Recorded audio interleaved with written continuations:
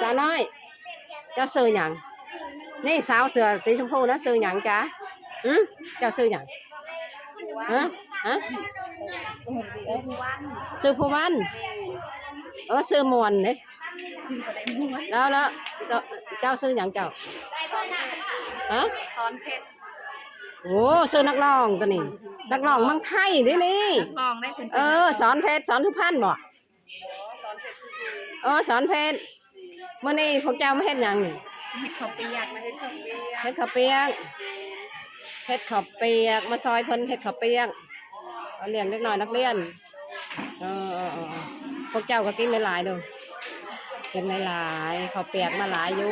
60 ล้อเด้อ60 ล้อคือพวกเจ้าเขาไว้